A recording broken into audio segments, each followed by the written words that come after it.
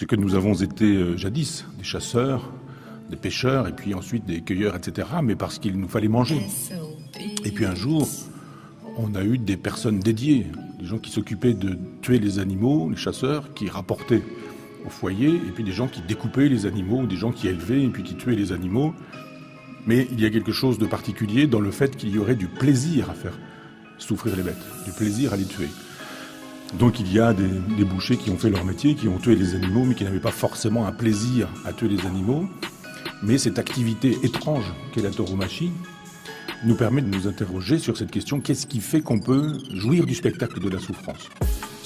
Et ce que je souhaiterais avec vous, c'est d'envisager comment ça fonctionne avec la tauromachie, puisque la tauromachie est une activité qui a pléthore d'artistes, d'écrivains, de poètes, qui la justifient, qui l'encensent et qui nous en disent du bien.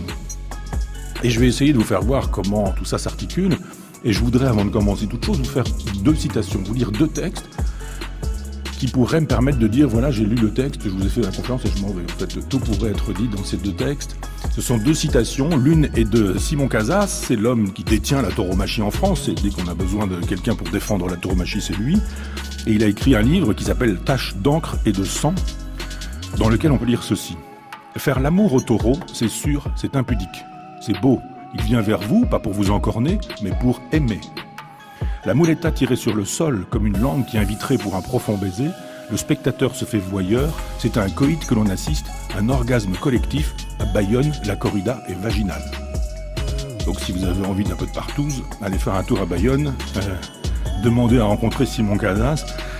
Et il a écrit, dit, parlé, raconté, il dit en permanence la même chose, ce sont toujours les éléments de langage. Vous savez, les violeurs qui n'ont pas violé, qui expliquent, etc., c'est toujours le même discours. Et bien là, c'est pareil, on a toujours le même discours, on aime tellement l'animal et on le tue parce qu'on l'aime. Qu'est-ce qui se passe dans la tête d'un individu pour qu'il puisse nous dire que tuer, c'est le geste suprême pour manifester son amour? Il faut être un peu déglingué pour penser comme ça. La 2e citation, c'est la citation de Gilles Deleuze, philosophe majeur du XXe siècle, qui, dans Dialogue, écrit ceci. « On reconnaît le fasciste au cri, encore une fois, « Vive la mort ». Toute personne qui dit « Vive la mort » est un fasciste.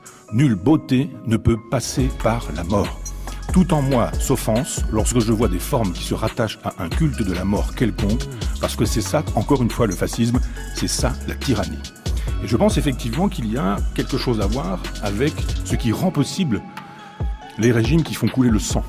On ne peut pas faire couler impunément le sang, fût-ce le sang d'un animal. On a pu dire effectivement dans les conférences précédentes que pour se nourrir, on devait pouvoir faire couler le sang, mais dans une configuration qui devrait rester de toute façon parcimonieuse, mais sûrement pas sadique. Il n'est pas question de jouir de tuer. Il n'est pas question de jouir de faire un spectacle de la mort.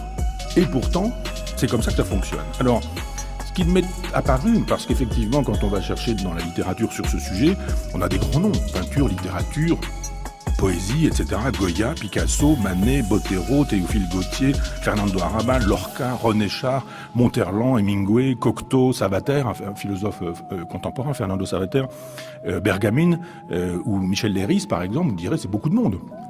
Et qu'est-ce qu'on a à mettre en face? Est-ce que, en face de cette tradition littéraire, picturale, poétique, est-ce qu'on a un texte qui critique la tauromachie? Il n'y en a pas.